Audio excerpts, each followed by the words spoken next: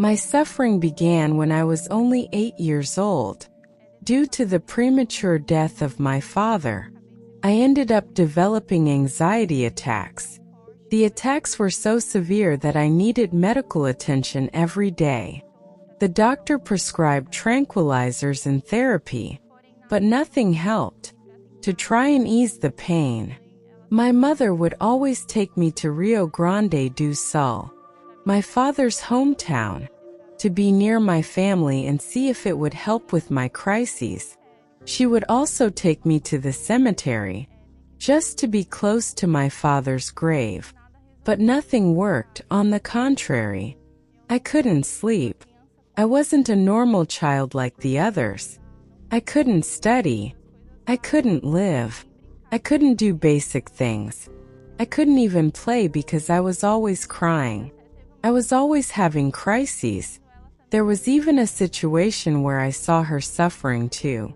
And I didn't know how to cope because she couldn't sleep either. She just cried. It affected me deeply to see her suffering and not be able to do anything.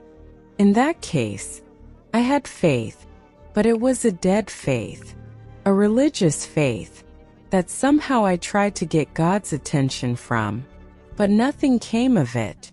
And after knocking on many doors, because she had been diagnosed with many illnesses, where the doctor herself turned to me and her in the office and said, "Look, cling to God, because your case is just a miracle."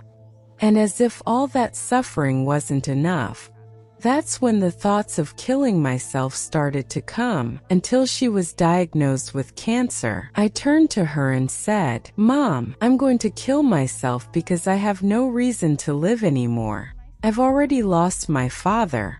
Now I'm going to lose you, and I'm going to be an orphan. I'm just a child." No matter how much I tried to distract my mind, even on trips, even with her help, she paid for outings, paid for trips. There was even a situation where I was by the hotel pool, already with those thoughts of death and a great emptiness. I thought, what am I doing here? What is my purpose in life? Is it really worth being alive? And the thoughts became so strong that I even thought about killing her, about killing my sister, my family, so that we could have peace. One day, while changing channels, my mother and I were sitting in the living room, and she came across a church program, and what caught our attention was that the woman was going through some problem she was having. That's when I resisted, because I didn't like evangelical churches, the universal church, even worse. So I went there and said, "No, Mom, we're not going." But since we had already knocked on so many doors, done so many things, and hadn't received any response, she finally said, "No, I'm going." So I decided to go with her.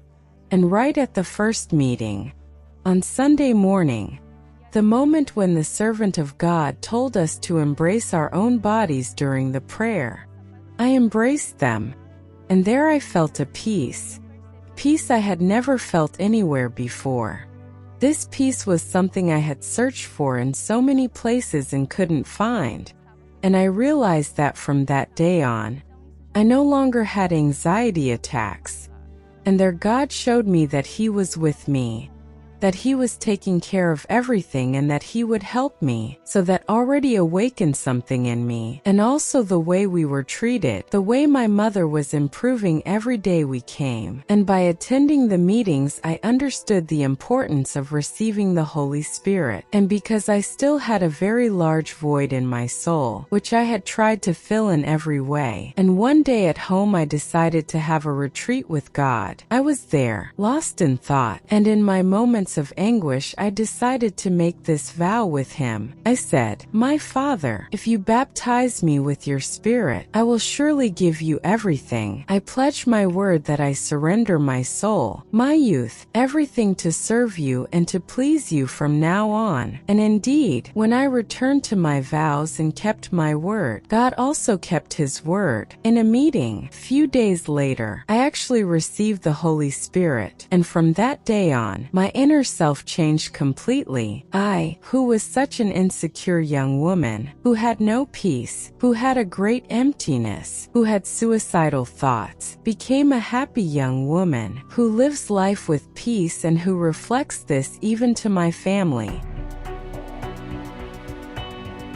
And the Holy Spirit, he healed me. He healed my soul from that sadness, from that emptiness. And also, not only did he heal me, but he also healed my mother. He healed her inner self, her health. And after that, I was able to understand the importance of making a vow with God, because if we honor our word, he will certainly fulfill his. And I would like to extend the invitation to the person watching us, just as I was one day with my mother watching the church program, so that they too may come and experience the power of making a vow with God.